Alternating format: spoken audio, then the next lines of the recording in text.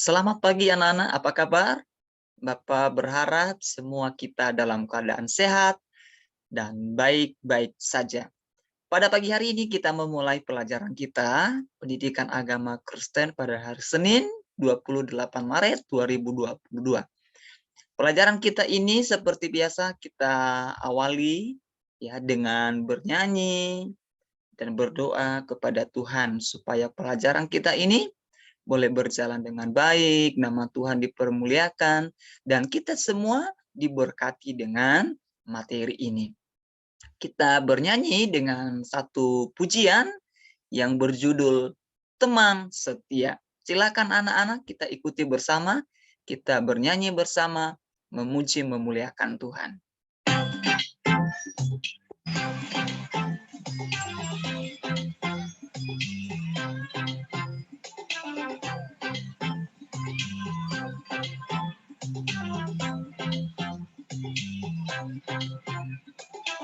Di terangnya mentari, di gelapnya malam hari, ku tak akan sendiri. Yesus selalu menemani saat senang dan sedih, tertawa dan menangis. Ku tak akan sendiri. Yesus selalu menemani.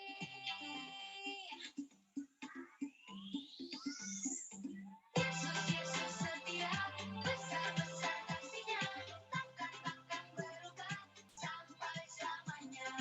Yesus, Yesus setia, besar-besar kasih-Nya, bukan bersorak. Hei, Dia teman setia.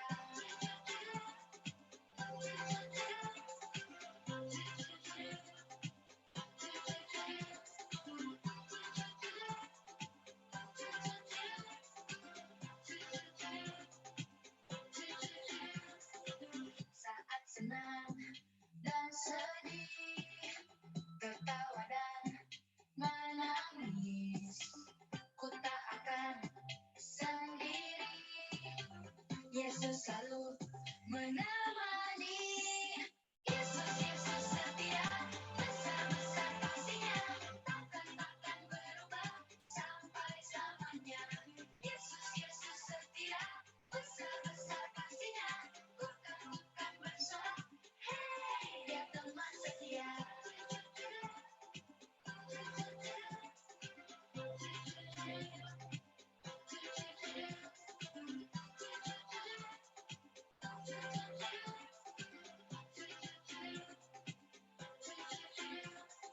Berjalan ku berlari, ku berdiam ku menari, Yesus selalu di hati, Dia teman setia.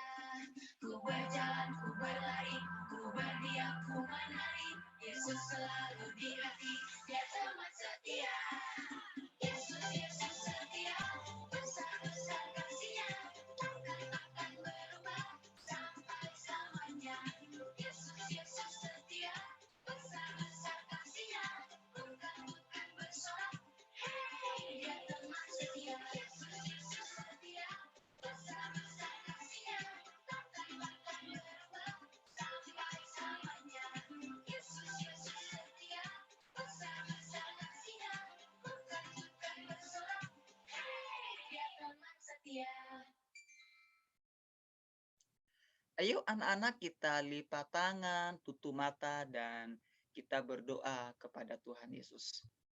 Tuhan, kami bersyukur pada hari ini karena Engkau sangat baik bagi kami. Pada saat ini kami memulai pelajaran agama Kristen, kiranya Tuhan menolong kami dengan hikmat, semangat, dan kekuatan baru, agar kami boleh mengikuti pelajaran ini dengan baik. Berkati Bapak Natalis yang mengajarin, berkati juga teknologi dan sinyal yang kami pakai, supaya pelajaran kami ini boleh berjalan dengan baik. Dalam nama Tuhan Yesus kami sudah berdoa dan mengucap syukur. Haleluya. Amin. Nah, anak-anak, pelajaran kita pada pagi hari ini kita masuk materi ya, bab 12. yaitu tentang belajar dari tokoh. Ya, sekali lagi materi kita hari ini adalah materi bab 12, belajar dari tokoh. Ya, kita lihat buku cetak kita halaman 95. Sekali lagi halaman 95. Nah, di sini kita akan belajar dari tokoh-tokoh Alkitab. Ya, apa yang mereka ajarkan, apa yang mereka sampaikan, apa yang mereka lakukan dalam kehidupan mereka, dan kita akan melakukannya. Ya, kita belajar dari tokoh siapakah ini? Nah, anak-anak silakan ikuti video pembelajaran ini dari awal sampai akhir supaya kita semua boleh mengerti, boleh memahami dari tokoh-tokoh Alkitab yang kita pelajari. Yuk kita mulai, kita buka buku kita. Nah, kita masuk dari tokoh Alkitab yang pertama di bagian A, yaitu Esau dan Yakub. Silakan, ada di buku kita halaman 96. Tokoh Alkitab yang pertama yang kita pelajari di sini adalah Esau dan Yakub. Pasti anak-anak sudah pernah mendengar nama Esau dan Yakub. Ya, mereka adalah lahir ya dengan bersamaan atau dikenal dengan kembar ya. Esau sebagai kakak dan Yakub sebagai adik. Cerita ini terdapat di dalam Kejadian 27 pasal 32 dan pasal 33. Ya, anak-anak kalau mau membaca cerita ini terdapat di dalam kitab Kejadian. Nah, Bapak Natalis akan menjelaskan kepada anak-anak bagaimana cerita Esau dan Yakub dan apa yang kita pelajari ya dari cerita ini. Silakan anak-anak perhatikan, ikuti dan lihat juga bukunya di halaman 96. Esau dan Yakub adalah anak kembar. Esau lahir lebih dahulu, baru kemudian Yakub. Tubuh Esau berbulu, sedangkan Yakub tidak. Nah, Esau dan Yakub adalah anak kembar. Ya, Esau lahir lebih dahulu, kemudian baru adiknya Yakub. Nah, ada yang membedakan mereka. Apa itu? Tubuh Esau berbulu, sedangkan adiknya Yakub tidak berbulu. Nah, itu perbedaan dari kedua tokoh ini ketika mereka lahir dari rahim ibunya. Esau suka tinggal di padang dan berburu, sedangkan Yakub lebih senang tinggal di kemah. Nah, ketika mereka mulai besar, mereka mulai tumbuh, mereka punya favorit masing-masing, ya. Mereka punya cita-cita masing-masing. Mereka punya kerinduan masing-masing. Yang satu suka berburu, ya. Jadi dia itu tiap hari dia ambil panahnya, dia ambil senjatanya, dia pergi, ya. Dia pergi ke hutan mencari binatang, ya. Dia berburu, ya. Itu hobinya, itu kesukaannya setiap hari. Sedangkan adiknya Yakub ini, dia senang, dia suka ya tinggal di kemah. Jadi dia nggak bisa pergi jauh seperti kakaknya. Dia hanya ada di kemah saja. Ya, mungkin dia di sana dia berdoa atau dia melakukan kegiatan-kegiatan yang memang hanya dia lakukan di dalam kemah. Ya, di kemah itu artinya seperti apa ya, tenda-tenda yang dibuat dengan kecil, tempat-tempat tidur ya, tempat beristirahat. Ayah mereka Ishak sayang kepada Esau sebab ia suka makan daging hasil buruan.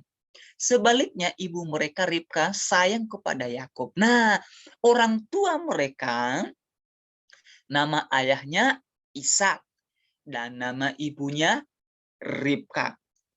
Nah, kedua orang tua ini ayahnya lebih sayang kepada Esau. Kenapa? Karena ayahnya suka makan daging.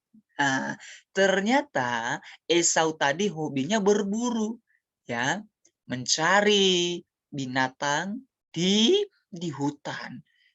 Ya, nanti setelah itu dia ambil, dia bawa ke rumah, dia masak dan dia berikan kepada ayahnya Ishak. Ternyata ayahnya juga suka makanan favoritnya makan daging, ya. Tetapi ibunya Ribka sayang kepada adiknya yaitu Yakub. Jadi mereka ini punya hati masing-masing yang lebih kepada anaknya. Ya, Ishak sangat sayang kepada Esau dan Ribka sangat sayang kepada Yakub, bukan dalam arti Ishak tidak sayang kepada Yakub, ya, atau Ribka tidak sayang kepada Esau. Dua-duanya mereka sayangin karena mereka adalah anak yang terlahir dari keduanya, ya. Tapi mereka masing-masing punya hati yang lebih kepada anak-anak mereka. Suatu hari ketika telah tua dan tidak lagi dapat melihat, Ishak bermaksud memberkati Esau. Ia meminta agar Esau pergi berburu dan memasak hasil buruannya terlebih dahulu. Nah, suatu hari ayah mereka Ishak sudah tua dan ditambah lagi tidak bisa melihat, atau matanya sudah mulai kabur, tidak bisa melihat orang, tidak bisa melihat matahari, tidak bisa melihat bumi, begitu orang kalau sudah tua, kemudian dia punya maksud untuk memberkati anaknya Esau. Kenapa? Karena tadi kan dia lebih sayang kepada Esau. Nah, ayahnya ini Ishak dia meminta kepada anaknya Esau, "Hai anakku, hari ini kamu ngapain?" "Oh, saya ngapa-ngapain, Bapak." "Kenapa, Bapak? Apa yang saya perlu bantu?" "Hari ini kamu pergi berburu dan hasilnya nanti masak, kasih ke saya akan makan dan saya akan memberkati engkau." Lalu Esau bilang, "Oke, Bapak, siap. Tidak masalah, saya akan pergi sekarang. Saya akan bergegas. Saya ambil peralatan saya, anak panah saya akan kejar itu. Saya akan ambil itu daging dan saya akan masak buat Bapak. Apalah yang saya tidak lakukan buat Bapak." Wah, hati Esau bersemangat. Wah, gembira karena dia mau diberkati sama bapaknya, ayahnya Ishak. Oke, Ishak bilang, "Saya tunggu, silakan pergi." Nah, inilah cerita mereka. Ternyata apa yang disampaikan oleh Ishak kepada Esau itu sudah didengar oleh ibunya. Nah, sudah didengar oleh ibunya ketika tadi bapaknya Isa bilang, "Ayo anakku pergi berburu dan hasilnya masak dan kasih ke saya. Saya akan memberkati engkau." Ternyata ibunya Ribka sudah mendengar cerita ini. Sudah mendengar. Akhirnya Ribka mendengar rencana Ishak. Ia mencari cara agar Yakub yang menerima berkat itu. Nah, ternyata ibunya bermaksud juga bukan Esau yang diberkati sama ayahnya, tetapi Ishak yang diberkati. Nah, jadi mereka tadi kan punya hati yang lebih kepada anak mereka. Ribka juga sebagai ibu tidak mau kalah. "Ayo Ishak, sini. Ada apa, Ibu? Kenapa Ibu memanggil saya?" "Saya barusan dengar kabar. Saya barusan dengar apa yang disampaikan oleh ayah kamu. Hari ini dia menyuruh Esau pergi berburu dan dia memberkati Esau. Wah, yang benar aja lah ibu, kata Ishak. Kok ayah saya begitu? Kok dia memberkati Esau, kakakku? Aku tidak. Ah, berarti ayah nggak adil dong. Nah, ibunya mencari cara. Ya, ayo kita pikirkan. Sini, sini, sini, ayo. Pikirkan bagaimana cara supaya berkat itu jangan sampai jatuh ke Esau. Tapi saat jatuhnya kepada kamu, Yakub. Nah, maka sewaktu Esau sedang berburu, Esau tadi kan sudah pergi berburu ini. Ribka dengan berinisiatif sendiri. Dia memasak makanan kesukaan Ishak. Wah, ternyata dia sudah tahu makanan kesukaan Ishak itu, ya makanan favoritnya ya, yaitu daging. Nah, kemudian ia mengambil ya dan mengenakan jubah berbulu milik Esau pada Yakub. Jadi tadi kan Esau lahir dengan apa? Berbulu. Ya, sementara Yakub tidak. Ternyata Rika ibunya bijak sekali mencari cara supaya benar-benar berkat itu turun ke atas Yakub bukan Esau. Karena nanti kalau seandainya Yakub datang kepada ayahnya Isa, dia meraba karena dia kan tidak bisa melihat. Kok anakku nggak berbulu sementara anakku Esau itu kan berbulu. Nah ketahuan kan nanti. Nah supaya tidak ketahuan, Ribka memberikan jubah yang berbulu kepada Yakub. Nah Yakub menipu, berbohong. Akhirnya dia masuk ke kamar ayahnya Ishak. Halo ayah, aku datang. Nah, Ishak bilang, kamu siapa? Aku anakmu Esau, padahal bukan Yakub. Oh, kamu udah pulang ya nak? Kamu udah bawa hasil buruannya? Kamu udah masak?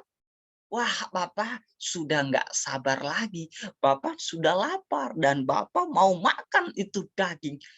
Yakub bilang, oh iya jelas dong Bapak, sudah ini saya sudah siapkan.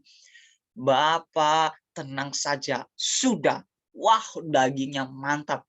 Ya, sudah dikasih bumbunya loh Bapak. Ada cabai. Wah, pedas loh. Begitulah ceritanya waktu Yakub ini datang kepada ayahnya Ishak dengan cara yang berbeda atau dengan cara menipu, berbohong. Ia berhasil, ya. Penyamarnya berhasil. Jadi dia menyamar. Sebagai Esau padahal bukan Yakub. Tentu ini gara-gara ibunya sebenarnya ya. Ibunya siapa namanya? Ribka ini. Gimana kalau ketahuan ya? Gimana kalau nggak berhasil ya? Pasti anaknya Yakub dimarahin dan ibunya juga dimarahi. Bisa tidak tahu kalau Yakub yang datang menghadapnya. Kan nggak tahu. Dia nggak bisa melihat. Nah, kemudian Ishak memberkati Yakub yang ia pikir adalah Esau. Nah, ini dia. Ishak ayahnya memberkati Yakub dan dia berpikir itu Esau. Ya. Karena kenapa? Dia sudah bawa daging. Ya, karena itu tadi yang diperintahkan oleh Ishak kepada anaknya. Pergi berburu. Dan sekarang ia pikir, sudah pulang anak saya, sudah bawa daging. Ya, sudah bawa hasil buruan. Kemudian demikianlah cara Yakub mendapatkan berkat yang sebenarnya milik Esau. Ya, dengan cara berbohonglah Yakub mendapatkan berkat milik Esau. Ya, berkat milik Esau. Akhirnya rencana Ribka berhasil. Yakub mendapatkan berkat sebagai anak sulung. Padahal Yakub adalah anak bungsu. Yang salah sebenarnya siapa ya? Ya, yang salah siapa? Masa berkat kakak turun ke adik? Karena ada yang tidak beres. Ada kasus yang tidak adil. Nah, dari cerita ini kita melihat akhirnya Yakub mendapatkan berkat milik Esau. Kemudian pulanglah Esau. Pulang dari burung. Esau memasak hasil buruannya. Mungkin dia ambil yang terbaik. Ya, dia ambil, dia cari yang terbaik. Lalu diberikan kepada Ishak masakan agar ayahnya memberkati dia. Ya, dia masak, ya, dia kasih apa bumbu-bumbunya, ya, dikasih agar wangi, agar enak, supaya berkat turun atas dia. Saat itulah Ishak sadar, nah, bahwa Yakub telah menipunya. Baru ketahuan. Tadi kan Ishak nggak tahu ini, ya, kalau Yakub menipu. Kan dia nggak bisa melihat. Akhirnya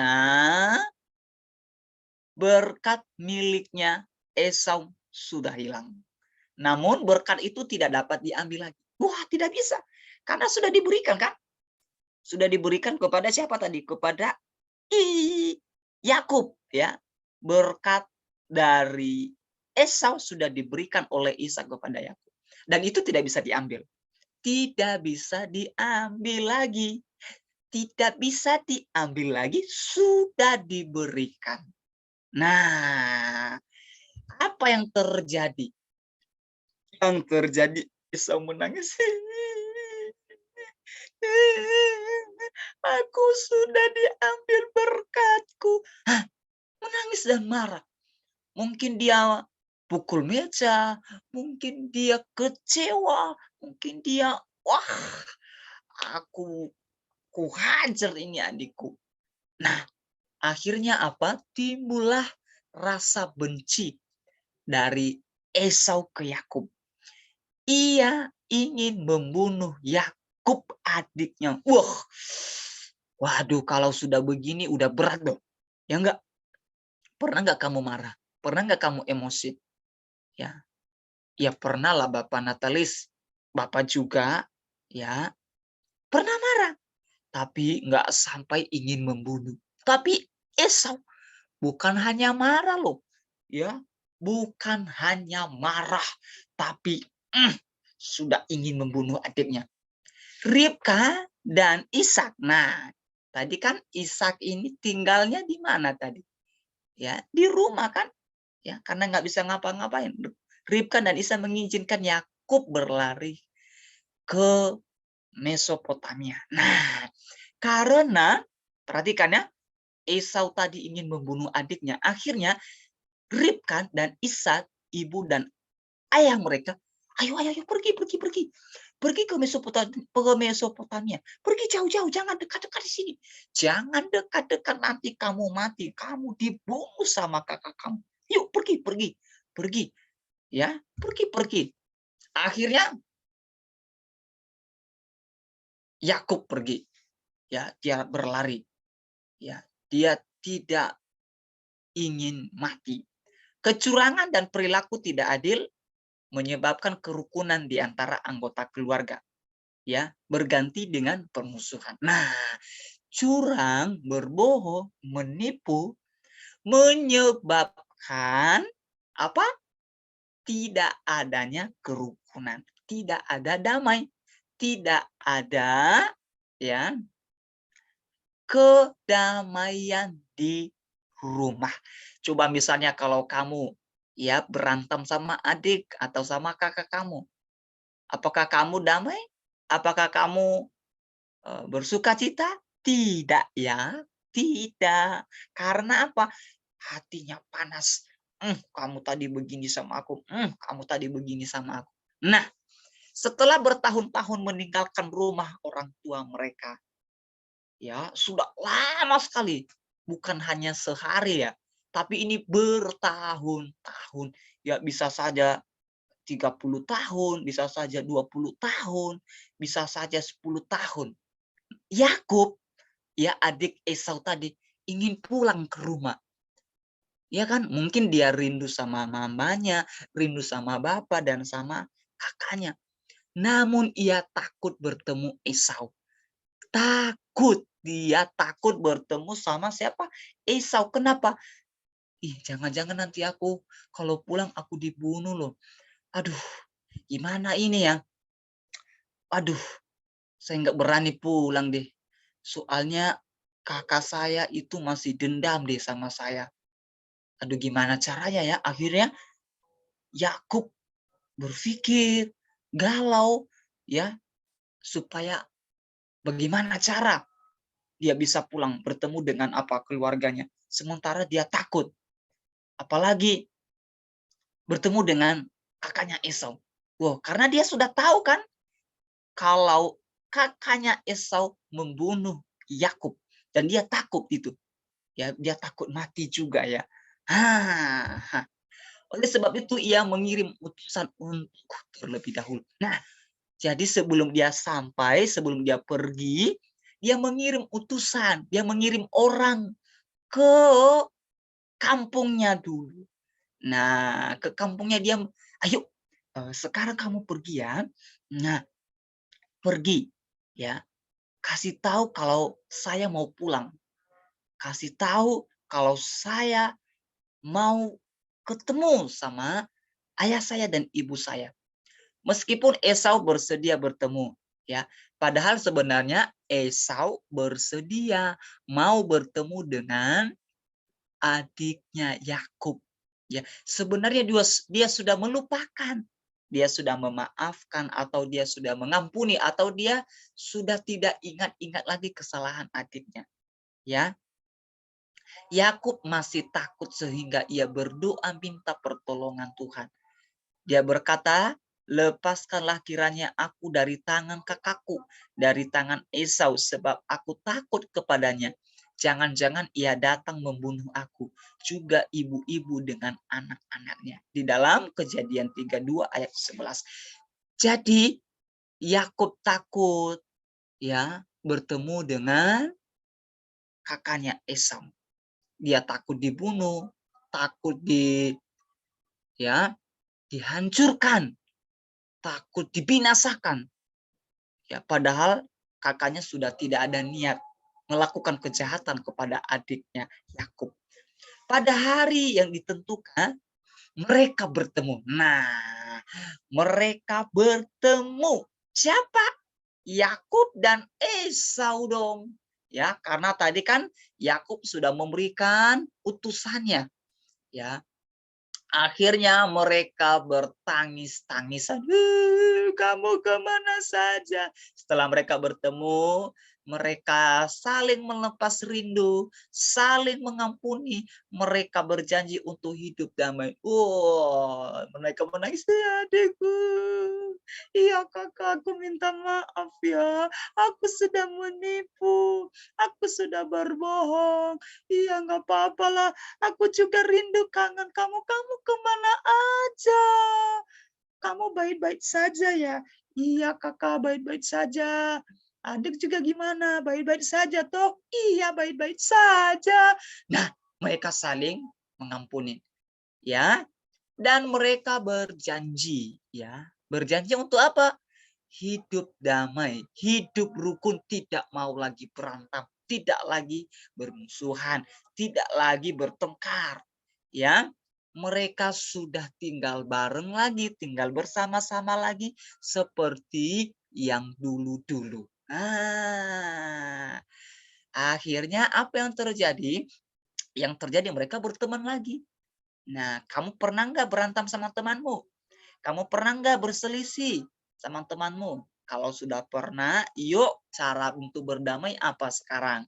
Ya, yaitu mengampuni atau memaafkan. Supaya apa? Kita bisa hidup damai lagi. Bisa rukun lagi. Nah, ini yang kita pelajari dari cerita Esau dan Yakub. Ya, ini yang kita ambil pelajaran penting dari cerita ini. Ya, bagaimana mereka memaafkan, bagaimana mereka mengampuni. Nah, setelah itu mereka tinggal di wilayah yang berlainan, ya. Jadi mereka tidak tinggal di tempat ayah mereka, tapi mereka tinggal di daerah lain. Esau tinggal di A, Yakub tinggal di B. Ya, Yakub mempunyai keturunan yang banyak, yaitu bangsa Israel. Keturunan Esau pun menjadi bangsa yang kuat dan besar, yaitu orang Edom di pegunungan Seir. Nah, jadi keturunan mereka banyak. Keturunan Yakub siapa namanya? Bangsa Israel. Ya, ingat ya, keturunan Yakub adalah bangsa Israel. Sementara keturunan Esau yaitu orang Edom dan mereka tinggal di mana? Di pegunungan Seir. Ya, ini cerita yang pertama. Ya, kita belajar dari tokoh Alkitab yang pertama, Esau dan Yakub yang tadinya berantem sekarang sudah damai, sudah saling memaafkan dan mereka berteman, tidak bertengkar, sudah mewujudkan hidup rukun di keluarga mereka. Oke, sudah mengerti dari cerita ini? Nah, kita lihat cerita yang kedua di materi kita di bab 12 ini. Siapa? Daud dan Mefiboset. Nah, sekali lagi Daud dan Mefiboset ini tercatat di dalam 1 Samuel pasal 18 dan 2 Samuel pasal 9. Nah, yuk kita lihat buku kita di halaman 98. Yuk, halaman 98. Kita lihat, kita baca, perhatikan, dengarkan, ikuti. Saat masih muda, Daud bersahabat dengan Raja Saul. Namanya, anak Raja Saul namanya Yonatan. Ya, jadi waktu masih muda, Daud ini bersahabat dengan anak Raja Saul. Nama anak raja ini namanya adalah Yonatan. Nah, perhatikan ya. Yonatan. Biasanya anak raja akan berteman dengan anak raja juga. Oke. Biasanya ya, anak presiden berteman dengan anak presiden. Ya, anak raja berteman dengan anak raja. Nah, ternyata di bangsa Israel ada raja yang memimpin, yaitu namanya Raja Saul. Dan dia mempunyai anak namanya Yonatan. Ya, sementara Daud ini dia tidak memiliki jabatan sebagai anak raja. Ya, dia hanya gembala kambing domba. Wah, gimana ceritanya itu Bapak Natalis bisa berteman dengan anak raja yang hanya statusnya gembala domba? Bau rumput lagi. Wah, bau keringat lagi karena tugasnya apa? Menjaga domba-domba di padang rumput, di hutan, dan lain sebagainya. Oke, tetapi Yonatan mau bersahabat dengan Daud, walaupun Daud adalah seorang gembala. Yonatan mau bersahabat. Ya, Yonatan mau bersahabat dengan Daud yang tugasnya apa? Seorang gembala domba. Gembala domba. Nah, perhatikan baik, gembala domba. Ingat pekerjaan Daud adalah seorang gembala domba. Bahkan Yonatan mengasihi Daud seperti dirinya sendiri. Yonatan menanggalkan jubah yang dipakainya dan memberikannya kepada Daud. Juga baju perangnya sampai pedangnya, panahnya, dan ikat pinggangnya. Ini tercatat dalam 1 Samuel pasal 18 ayat 4. Karena Yonatan mengasihi Daud, akhirnya Yonatan memberikan jubahnya kepada Daud. Bukan hanya jubah, memberikan juga kepadanya baju perang, yang memberikan pedang, yang memberikan ikat pinggang kepada Daud. Waduh, itulah pertemanan yang sangat baik. Ya, itulah pertemanan yang sangat sejati. Semua yang dimiliki, apa yang ada dalam diri Yonatan diberikan kepada Daud. Ya, anak-anak di rumah pernah nggak begini? kamu memberikan sesuatu kepada teman, ya, bukan hanya satu bagian, bukan hanya satu macam, tapi banyak. Seperti Yonatan. Pernah nggak? Tentu tidak. Hahaha. Yo, ngaku, jujur. Tapi Yonatan memberikannya kepada Daud. Inilah yang kita pelajari dari tokoh ini, yaitu Daud dan Mephiboset ini. Nah, Yonatan pula yang memberitahu Daud tentang rencana Raja Saul mencelakakan Daud. Jadi, ayah Yonatan, yaitu Raja Saul, hendak berencana mencelakakan, ya, siapa? Daud. Jadi ayahnya ini tidak suka kepada Daud. Raja Saul, ayah Yonatan, tidak suka, tidak senang dengan Daud. Akhirnya dia mencelakakan, ya. Dia mencelakakan. Bagaimana caranya supaya Daud ini celaka? Ya, ayahnya itu sangat benci, ya, Daud, lantaran Tuhan dan orang Israel mengasihi Daud. Ya, ayahnya sangat benci, sementara Daud, ya, sangat-sangat dikasihi oleh Tuhan dan dikasihi oleh bangsa Israel. Ya, Yonatan mengingatkan Daud agar pergi menyelamatkan diri. Nah ini, ya, karena Yonatan sangat bersahabat dengan Daud, akhirnya Yonatan mengingatkan, ya, ayo Daud, ayo kamu pergi aja deh, ya, kamu selamatkan diri kamu lah. Saya nggak mau kamu itu mati. Saya nggak mau kamu itu celaka. Saya nggak mau kamu itu kenapa-kenapa. Yuk pergilah jauh-jauh. Jangan dekat-dekat di sini. Itu kata siapa? Kata Yonatan kepada Daud. Daud dan Yonatan menjadi sahabat sejati. Ketika Raja Saul dan Yonatan mati. Nah ini ya. Sudah mati Raja Saul, ya. Waktu Daud tadi pergi, ya, karena dia hendak dibunuh oleh Raja Saul. Sudah pergi jauh, akhirnya suatu hari Raja Saul mati, ya, dan Yonatan juga anaknya mati. Yonatan ini tadi temannya sejati. Daud meratapi mereka.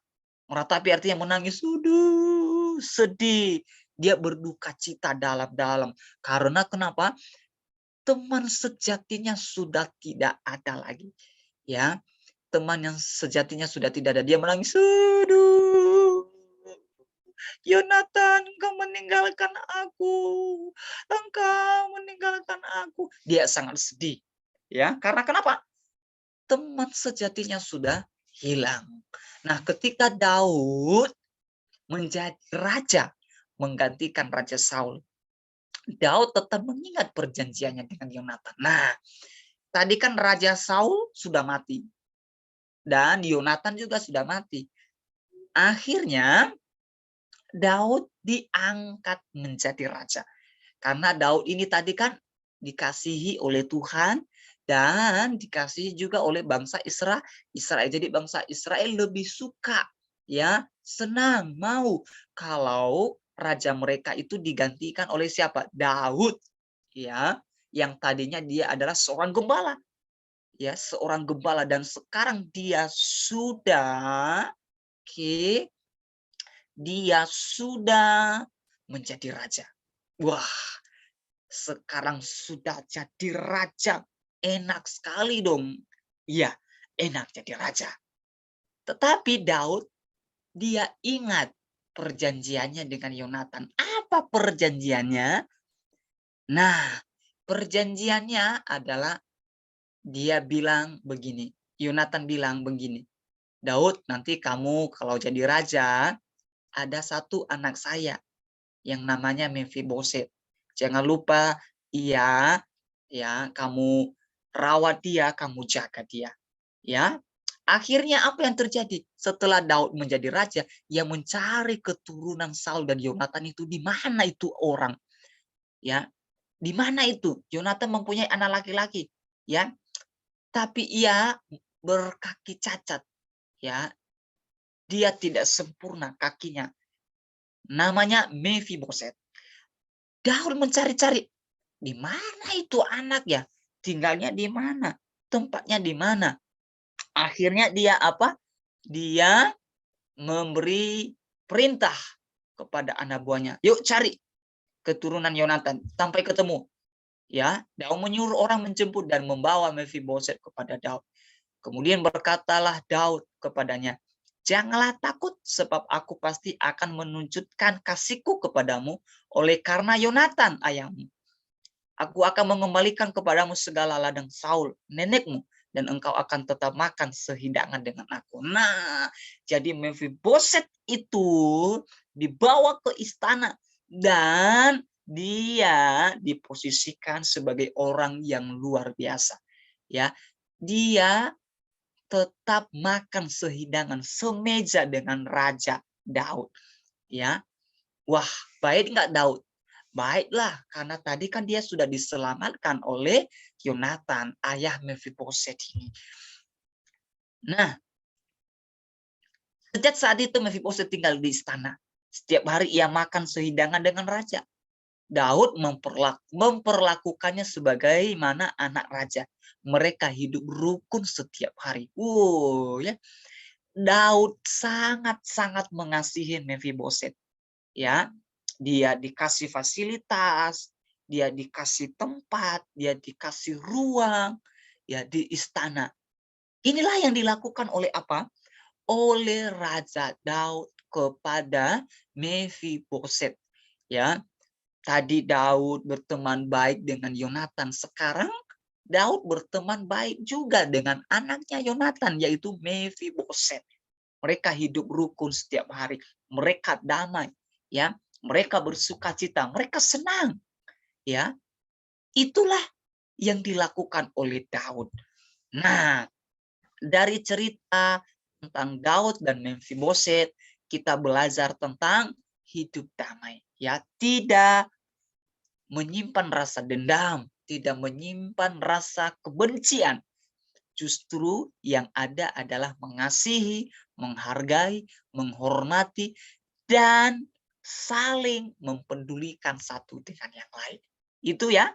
Nah, sekarang kita lihat di bagian materi ketiga, bagian C. Bagian C yaitu Barnabas dan Paulus. Sekali lagi, Barnabas dan Paulus. Nah, siapa Barnabas dan Paulus? Nah, ini terdapat di dalam kitab Perjanjian Baru. Tadi itu di dalam Perjanjian Lama. Ya, Esau dan Yakub tadi terdapat di mana? Perjanjian Lama. Ya, Daud dan Mephiboset terdapat di Perjanjian Lama. Sekarang kita masuk ke materi bagian ketiga, Barnabas dan Paulus. Ini terdapat dalam Perjanjian Baru, yaitu di dalam kitab Kisah Para Rasul. Silakan lihat buku halaman 99. Oke. Perhatikan lagi, dengarkan lagi ya penjelasan dari cerita ini. Bapak Natalis akan jelaskan ya. Boleh lihat teksnya di buku halaman 99, boleh juga dilihat di video pembelajaran ini. Kita lihat bersama-sama. Saulus hendak ke Damsyik. Ketika ia sudah dekat kota itu, tiba-tiba cahaya memancar dari langit. Cahaya itu mengelilinginya. Saulus roboh ke tanah. Nah, kita lihat. Saulus adalah orang yang dikenal sebagai orang jahat. Wah, jahat. Dia membenci orang Kristen. Dia bermaksud membunuh orang yang sudah percaya kepada Tuhan Yesus. Jadi Saulus ini tidak suka, tidak senang kalau ada orang yang percaya kepada Yesus Kristus. Tidak suka kalau ada orang yang beribadah kepada Tuhan Yesus. Dia tidak suka. Ya, justru dia mau membunuh orang itu. Dia mau mencari cara supaya orang itu bisa mati. Jahat nggak? Jahat. Ya, kejam nggak? Kejam. Ngeri nggak? Ngeri banget. Takut kita. Ya, misalnya tiba-tiba kita beribadah kepada Tuhan Yesus. Paulus datang, dia membunuh kita. Ya, dia sangat-sangat kejam. Nah, ketika ia pergi ke Damsyik, karena di sana banyak orang yang percaya kepada Tuhan Yesus. Ayo, dipanggil rombongan, "Kita ke Damsyik, kita akan usir, kita akan bunuh orang-orang yang percaya kepada Tuhan Yesus di sana." Tiba-tiba dalam perjalanannya, ada satu cahaya yang memancar dari langit. Dia bilang, "Wih, ada apa ini?" Cahaya itu mengelilinginya. Lalu apa yang terjadi? Saulus roboh ke tanah, jatuh ke tanah. Dia pikir dia hebat ya, itu hanya masih cahaya kan? Dia roboh, dia jatuh ke tanah. Nah, semua orang yang bersama Saulus mendengar suara. Ada suara ini. Suara apa itu Bapak Natalis? "Saulus, Saulus, mengapa engkau menganiaya aku?" Itu suara siapa? Tidak ada orang di sana. Ya, itu suara Yesus Kristus. Semua orang termangu-mangu. Wah, termangu-mangu artinya kepalanya begini-begini. Nah, terheran-heran. Mereka mendengar suara itu tetapi tidak melihat orangnya. Suara siapa itu? "Saulus, Saulus, mengapa engkau menganiaya aku?" Itu suara Tuhan Yesus. Dan tidak ada orang, tidak ada yang tahu siapa itu orang, ya. Tidak ada yang tahu siapa orang itu. Oke, itu suara Tuhan Yesus. Saulus bangun dan berdiri. Dia tadi kan sudah jatuh, tiba-tiba dia bangun, dia berdiri. Kemudian ia membuka matanya tetapi tidak dapat melihat. Nah, membuka mata tapi tidak dapat melihat. Kemudian mereka membawanya ke Damsyik. Akhirnya mereka sampai ke Damsyik dengan sedih, ya, dengan galau. Kenapa? Pemimpin mereka Saulus sudah tidak bisa melihat. Tadi matanya, nggak bisa melihat. Matanya sudah buta, tidak bisa melihat. Dia pegang-pegang matanya begini. Mataku, mataku, mataku, mataku, mataku. Halo, kenapa nggak bisa melihat? Mana ada orang di sana, ada orang di sana. Sini, sini, bantu aku. Itu yang dikatakan oleh Paulus. Nah, 3 hari ia tidak makan dan tidak minum. Masih terheran-heran, termangu-mangu. Aduh, apa yang terjadi ya? Aduh, ini ada yang nggak beres ini. Ada yang nggak beres ini. Selama berapa hari? 3 hari, 3 malam. Nggak makan, nggak minum. Lapar dong Bapak Natalis. Iyalah, biarin aja dia lapar di situ. Biarin aja dia lapar. Nggak makan, nggak minum. Kita aja kalau nggak makan setengah hari, waduh udah lapar perut kita. Bunyi-bunyi perut kita. Nah, Saulus 3 hari 3 malam ya, biar dirasain dialah, begitu kan? Saulus memang telah menganiaya pengikut-pengikut Yesus. Ya, banyak orang percaya takut terhadapnya. Nah, namun Tuhan mengutus Ananias untuk pergi menjumpai Saulus. Nah, karena tadi Tuhan Yesus membuat mata Saulus tidak bisa melihat, sekarang Tuhan Yesus mengasihi Saulus itu, ya. Mengasihi, justru Tuhan mengutus Ananias, ya, untuk pergi menjumpai Saulus di kota Damsyik, ya. Tuhan bilang, "Ananias, pergi ya ke kota Damsyik, ada satu anak yang buta di sana, ya. Namanya Saulus." Nah, pada waktu itu selaput di mata Saulus gugur sehingga ia dapat melihat lagi, ya. Ia dapat melihat lagi melalui pertolongan Tuhan Yesus kepada Ananias. Kemudian ia dibaptis. Nah, Saulus tadi dibaptis. Tadi dia orang jahat. Tadi dia orang yang sangat kejam. Dia membunuh orang Kristen. Dia membunuh orang-orang yang percaya kepada Tuhan Yesus. Kemudian sekarang dia sudah percaya Yesus. Dan dia sudah dibaptis. Kemudian Saulus dipenuhi oleh Roh Kudus. Ya. Sekarang hidupnya berbalik, ya. Berbalik dari yang jahat kepada yang benar. Tadinya dia sangat bersemangat membunuh orang Kristen. Sekarang berbalik. Dia bersemangat memberitakan Injil memberitakan Yesus Kristus kepada banyak orang. Terbalik nggak? Terbalik. Tadi dia membunuh, sekarang dia justru memberitakan Yesus Kristus itu kalau itu Tuhan. Tiba dia di Yerusalem, ya, dia kan sudah bisa melihat, sudah bersemangat ini. Wah, sudah menyala-nyala, sudah antusias. Tiba dia di kota, di Yerusalem. Saulus hendak bergabung dengan murid-murid Yesus. Ternyata di sana ada murid-murid Tuhan Yesus. Namun murid-muridnya itu, ya, mereka masih takut terhadap Saulus karena mereka pikir Saulus itu pembunuh, bukan pemberita kabar baik tentang Yesus. Dia itu pembunuh.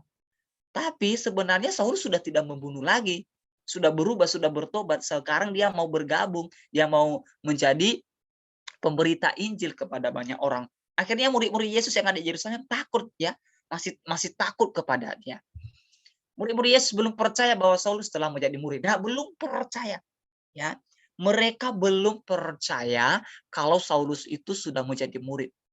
Namun Barnabas menerimanya. Nah, ada satu tokoh namanya Barnabas. Barnabas nggak berpikir dua kali. Justru dia bilang, "Hai Saulus, sini. Ya, sini, masuk ke rumah saya. Saya berteman dengan kamu. Saya juga murid.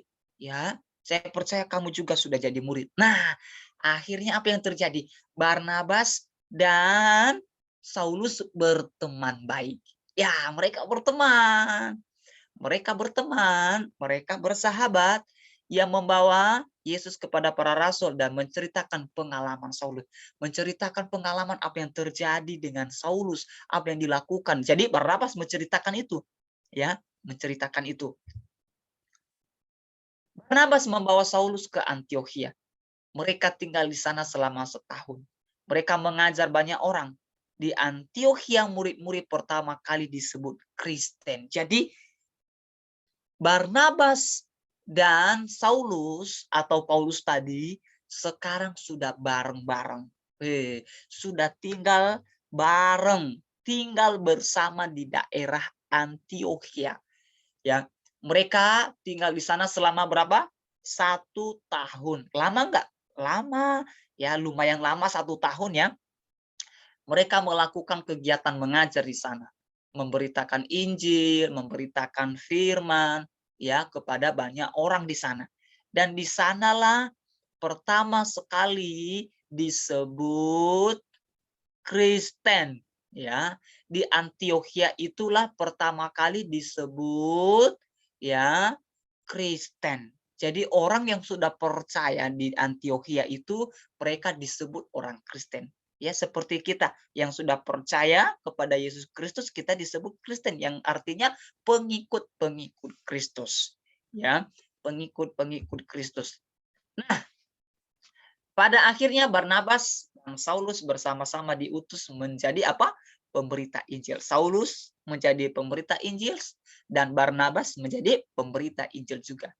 Nah, Barnabas yang sudah lebih duluan percaya kepada Yesus, dia membimbing, ya. Dia membimbing Saulus, ya, karena Saulus kan baru-baru percaya kepada Tuhan Yesus, ya. Dan dia perlu dibimbing. Mereka melakukan banyak perjalanan, ya, mereka banyak melakukan kegiatan. Kemudian Saulus disebut Paulus. Nah, perhatikan, ya. Kemudian Saulus disebut Paulus. Jadi namanya sudah berubah. Tidak Saulus lagi, tapi namanya sudah berubah jadi Paulus. Kenapa bisa berubah? Karena dia sudah bertobat. Saulus tadi itu kan orangnya jahat, ya, pembunuh, ya, kejam. Sekarang dia sudah berubah, sudah bertobat. Dia sudah tinggalkan itu semua dan namanya pun berubah jadi Paulus, ya. Ia menjadi rasul yang dia memberitakan Injil. Nah, mereka pernah berselisih antara Barnabas dan Paulus tadi. Pernah berselisih, pernah bertengkar, ya, pernah tidak saling cocok begitu, ya. Saulus dan Barnabas mungkin berbeda pendapat dan akhirnya mereka berselisih. Dan mereka memiliki sifat masing-masing.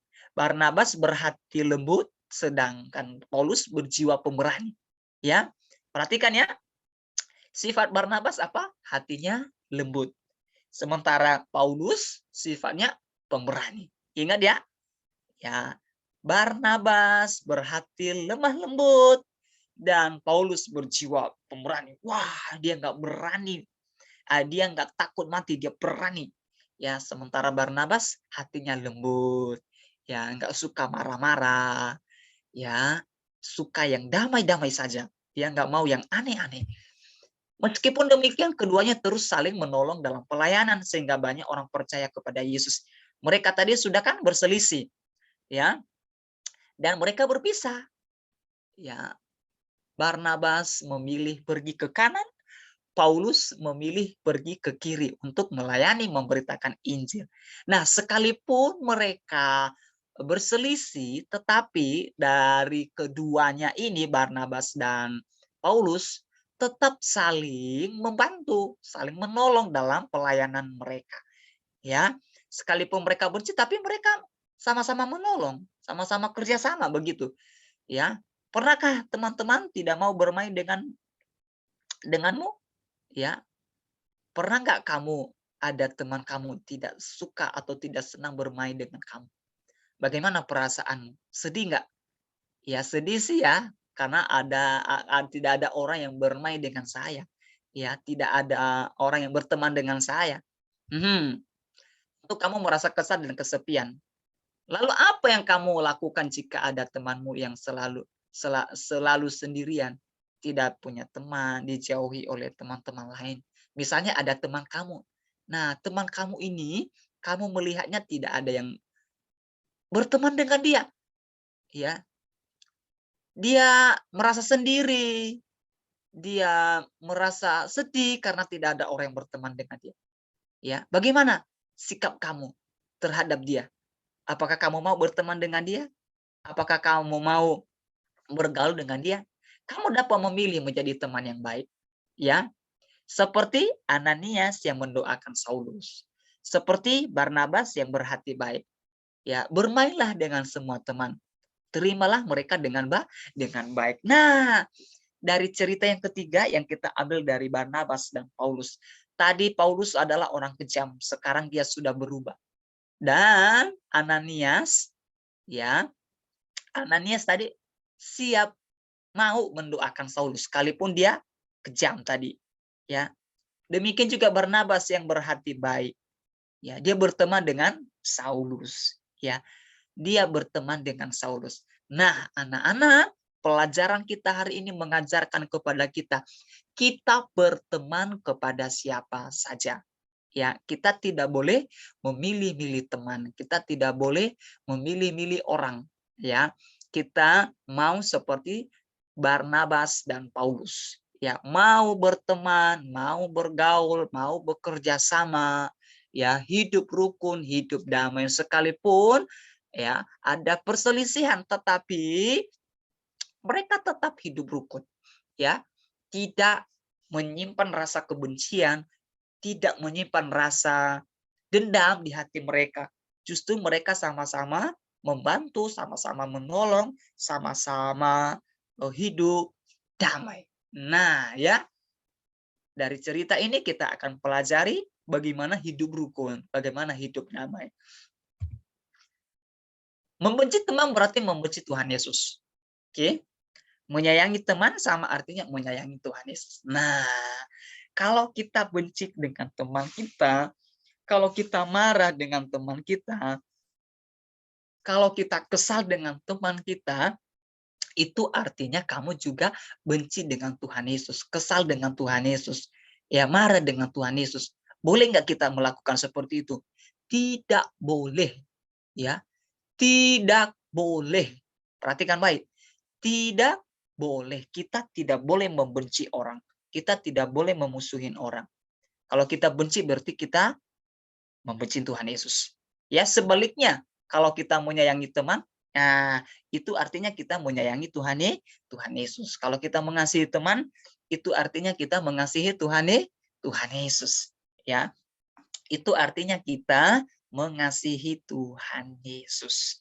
Ya, anak-anak yang ada di rumah, pelajaran kita hari ini kita harus ya menyayangi, mengasihi teman. Ya, kalau kita melakukan demikian itu artinya kita menyayangi dan mengasihi Tuhan Yesus. Ya, maafkanlah temanmu kalau ia berbuat salah. Ya, maka Tuhan Yesus pun mengampunimu. Kalau kamu memaafkan temanmu, maka Tuhan Yesus pun memaafkan kamu. Ya, kalau kamu memberkati temanmu, maka Tuhan Yesus pun memberkatimu. Nah, siapa ada hari ini yang mau memaafkan temannya? Angkat tangan. Nah, sekarang kamu harus memberikan pengampunan, memaafkan teman yang mungkin membuat hati kamu kecewa, kesal. Ya, tidak apa-apa. Maafkan dia. Ya, maafkan dia karena itu akan mendatangkan berkat bagi kamu, bagi diri kamu, bagi masa depan kamu. Ya, kalau kita benci kepada orang, waduh rasanya gimana ya? Ya, tidak enak, tidak semangat belajar, tidak suka belajar karena yang kita pikirkan bukan belajar, tapi ada rasa benci. Aduh, kenapa dia begini ya? Aku nggak mau cakapin dia, aku nggak mau begini, aku nggak mau berteman dengan dia lagi. Nah, nggak boleh seperti itu. Oke, kita harus mema mema memaafkan ya. Nah, yang terakhir, kita lihat tokoh yang terakhir yang kita pelajarin hari ini yaitu teladan Tuhan Yesus. Nah, tercatat dalam Yohanes pasal 13 ayat 1 sampai 20 ya.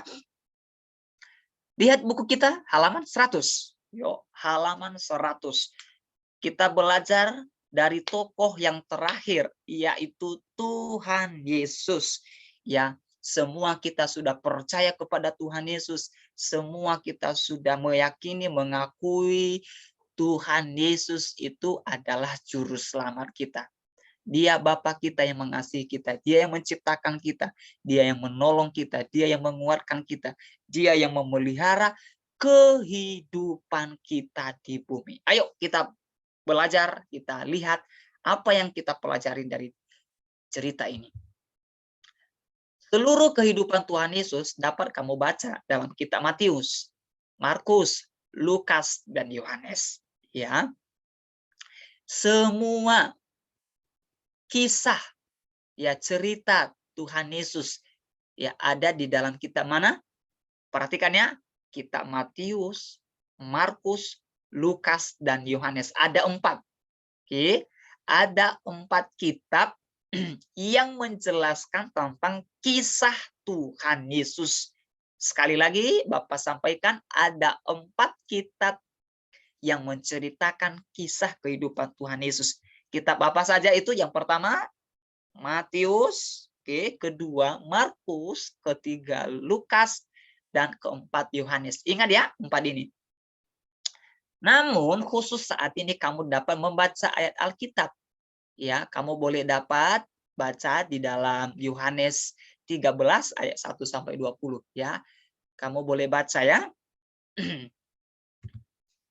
Yesus adalah guru besar untuk murid-muridnya, ya. Murid-murid Tuhan Yesus ada berapa orang? Ada 12 orang. Dan Yesus menjadi guru bagi mereka, ya. Tuhan Yesus menjadi guru bagi murid-muridnya yang 12. Ya, dia yang mengasihi, dia yang membimbing, dia yang mengajari, dia yang mendidik, ya.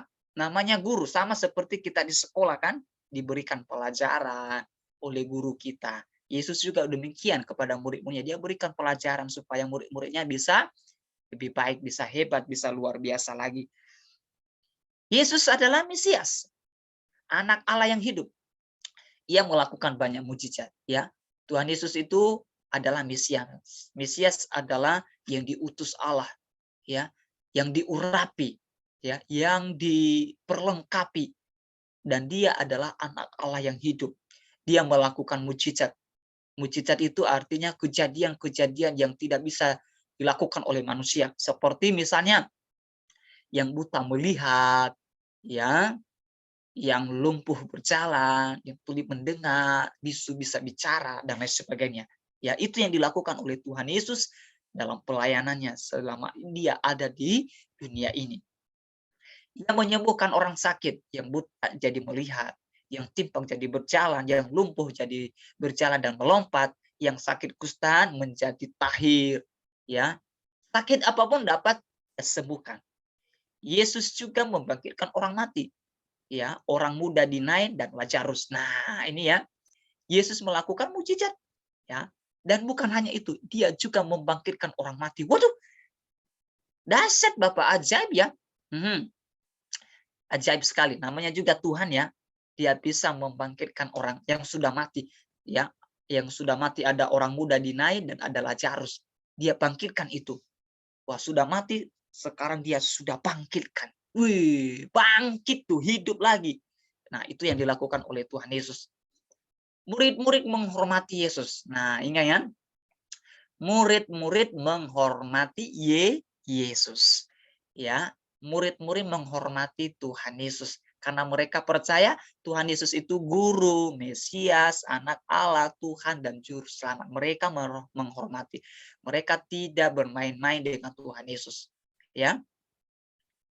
Meskipun demikian Yesus tidak meminta dilayani. Ya. Sebelum hari Paskah dimulai ketika mereka sedang makan malam bersama, Yesus melakukan tindakan yang tidak disangka-sangka. Ya. Jadi mereka kumpul ini sebelum hari raya Paskah. Ya, sebentar lagi kan kita merayakan hari Paskah kan? Nah, sebelum hari Paskah dimulai, ketika mereka sedang makan bersama, Yesus melakukan tindakan yang tidak disangka-sangka. Nah, apa yang dilakukan oleh Tuhan Yesus? Apa yang dikerjakan oleh Tuhan Yesus? Lalu bangunlah Yesus dan menanggalkan jubahnya. Oke, ia mengambil sehelai kain lenan dan mengikatkannya pada pinggangnya. Jadi Tuhan Yesus berdiri, bangkit, dia ambil sehelai kain lenan dan dia mengikatnya pada pinggangnya. Ya. Lalu apa lagi? Kemudian ia menuangkan air ke dalam sebuah basi dan mulai membasuh kaki murid-muridnya. Lalu menyekannya dengan kain yang terikat pada pinggangnya itu. Waduh, Tuhan Yesus berbuat demikian. Tuhan Yesus lakukan itu. Dia membasuh kaki murid-muridnya. Padahal tadi Tuhan Yesus itu dia adalah Tuhan, Raja. Dia adalah Mesias, anak Allah yang hidup. Dia adalah guru agung. Kok dia bisa melakukan itu kepada murid-muridnya? Seharusnya murid-murid itu yang melakukan itu, bukan Tuhan Yesus. Nah, Tuhan Yesus melakukan itu. Tuhan Yesus mengerjakan itu. Tuhan Yesus membasuh kaki murid-muridnya untuk memberi mereka teladan. Ia menginginkan murid-muridnya saling melayani, bersikap rendah hati satu sama lain. Ini yang diajarkan oleh Tuhan Yesus. Ya, ini yang diajarkan oleh Tuhan Yesus kepada murid-muridnya supaya apa? Saling melayani. Ya, Tuhan Yesus memberikan contoh. Nah, perhatikan seperti pada gambar yang ada di layar. Nah, apa yang ada di sana? Ada Yesus dan ada murid-murid. Tuhan Yesus membasuh kaki, ya, membasuh kaki murid-murid. Ini yang dilakukan oleh siapa? Oleh Tuhan Yesus. Menurut kamu pantas enggak Tuhan Yesus lakukan ini? Pantas enggak Tuhan Yesus lakukan ini, tindakan ini? Tidak ya, tapi Yesus lakukan itu. Yesus kerjakan itu. Yesus lakukan itu dengan segenap hati. Ya, dia memberikan contoh, dia memberikan teladan. Jadi Tuhan Yesus itu memberikan teladan yang baik kepada murid-muridnya, bahkan kepada kita. Sehingga kita apa? Selalu rendah hati. Ya, bersikap rendah hati satu sama lain, ya. Bersikap tertib, bersikap tenang, bersikap damai kepada sesama kita. Tuhan Yesus memberikan banyak teladan bagi kita, ya. Tuhan Yesus memberikan banyak contoh bagi kita, ya. Contoh mengasihi, peduli, ya, melayani, menghargai, menghormati. Tuhan Yesus lakukan itu semua, ya. Tuhan Yesus kerjakan itu semua, ya. Tuhan Yesus sudah lakukan itu semua. Buat siapa? Buat kita. Nah, sekarang apakah kamu sudah percaya kepada Tuhan Yesus? Amin. Amin. Apakah kamu sudah melakukan teladan yang dilakukan oleh Tuhan Yesus? Yuk. Sudah apa belum? Kalau belum, yuk cepat-cepat kita lakukan. Cepat-cepat kita bereskan. Ya, cepat-cepat. Jangan sampai kita tidak melakukan itu. Tuhan Yesus sudah banyak melakukan teladan bagi kita. Ya, dan kita harus lakukan itu. Kalau Tuhan Yesus saja dia melayani orang lain. Dia membasuh kakinya, murid-muridnya. Ya kita juga harus demikian. Harus melakukan apa yang diajarkan oleh Tuhan Yesus kepada kita. Ya, kita bersikap rendah hati, kita bersikap sopan, kita bersikap tertib, kita bersikap teratur, ya kita bersikap lemah lembut, kita bersikap ramah, kita bersikap baik kepada orang lain, kepada guru kita, kepada orang tua kita, kepada teman, kepada keluarga, kepada tetangga kita, kepada semua orang, ya, kepada semua orang. Nah, inilah pelajaran kita hari ini di bab 12 ini, yaitu belajar dari tokoh, ya. Bapak ulang sekali lagi, hari ini materi kita di bab 12 ini kita belajar dari tokoh. Yang pertama tadi siapa? Masih ingat? Yaitu Esau dan Yakub. Oke. Yang kedua tadi siapa? Daud dan Mefiboset. Oke. Yang ketiga tadi Barnabas dan Saulus. Dan yang keempat teladan Tuhan Yesus. Semua tokoh ini sama-sama kita pelajarin, ya, telah memberikan pelajaran penting bagi kita untuk saling rukun damai dan menghargai satu sama lain. Oke, ini pelajaran kita hari ini di bab 12. Nah, sekarang tugas kamu adalah yaitu, ya, perhatikannya, tugasnya adalah kita membaca Alkitab di dalam Yohanes, ini dia, ya, Yohanes pasal 13 ayat 1 sampai ayat yang ke-20. Itu tugasnya ya. Ya. Tugasnya baca kitab Yohanes pasal 13 ayat 1 sampai ayat yang 20. Oke? Itu tugasnya. Jangan lupa baca sampai selesai. Ya. Baca sampai selesai. Setelah selesai dibaca, oke. Setelah selesai dibaca, kamu akan tulis apa saja, oke, yang kita pelajarin di sana. Oke. Nah, ini ya. Bapak buat di sini tugas. Ya. Kemudian ini ya, yang pertama membaca, oke, Yohanes. Oke, pasal 13 ayat 1 sampai 20. Oke, ini ya, baca ini. Oke.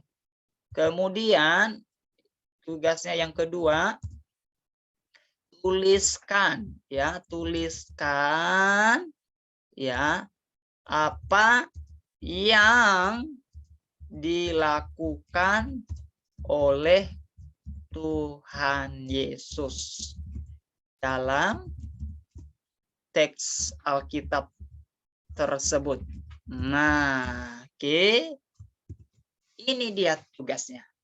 Pertama tadi membaca Yohanes pasal 13 ayat 1 sampai 20, baca sampai selesai. Kemudian tuliskan apa yang dilakukan oleh Tuhan Yesus di dalam teks tersebut itu, dalam cerita itu. Oke, tuliskan di buku PS Agama Kristen. Nanti kalau udah selesai, fotoin, kirim ke WA Bapak Natalis. Oke, ini yang menjadi tugas pelajaran kita pada hari ini. Tetap semangat di rumah, ya. Tetap jaga kesehatan, semangat belajar, dan kita belajar dari tokoh Alkitab yang sudah kita pelajarin hari ini. Oke, itu saja pelajaran kita dan tugas hari ini yang sudah Bapak Natalis berikan. Tuhan Yesus memberkati. Sampai ketemu kembali di minggu depan. Bye-bye semuanya.